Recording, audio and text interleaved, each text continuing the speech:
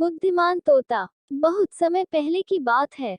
एक घने जंगल में एक तोता अपने दो बच्चों के साथ रहता है। उनका जीवन खुशी खुशी बीत रहा था। एक दिन जंगल से गुजरते एक शिकारी की दृष्टि तोते के बच्चों की खूबसूरत जोड़ी पर पड़ी।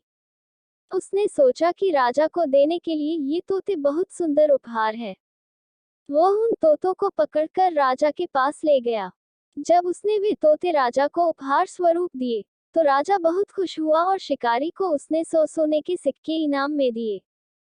राजमहल में लाए जाने के बाद तोते सबके आकर्षण का केंद्र बन गए।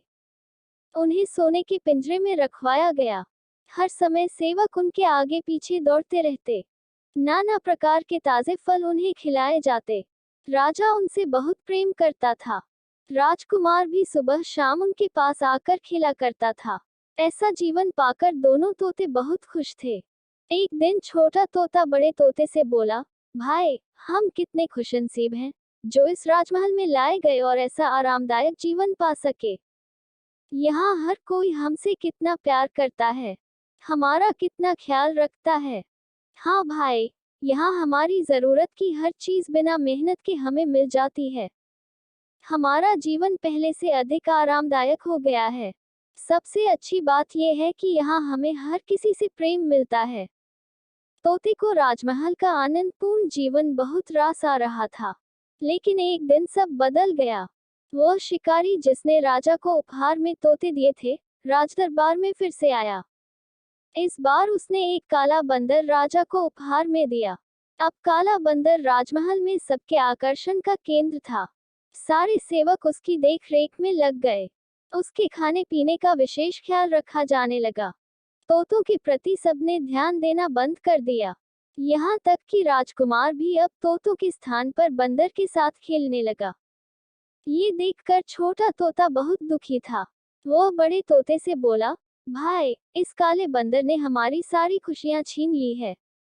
इसके कारण अब हमारी ओर कोई ध्यान ही नहीं देता।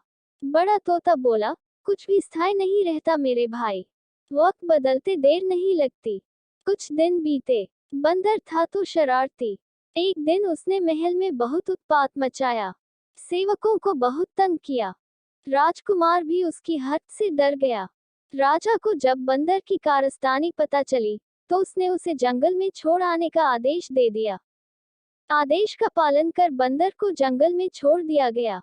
उस दिन के बाद से तोते फिर से महल में सबके आकर्षण का केंद्र बन गए।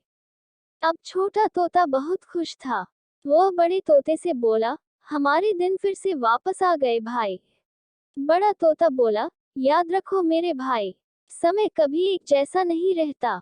इसलिए जब समय साथ न दे, तो दुखी नहीं होना चाहिए। बुरा समय है, तो अच्छा समय भी आएगा। छोटे तोते को बड़े तोते की बात समझ में आ गई और उसने तय किया कि बुरे वक्त में वह धैर्य बनाकर रखेगा। सीख, कोई भी चीज स्थायी नहीं रहती।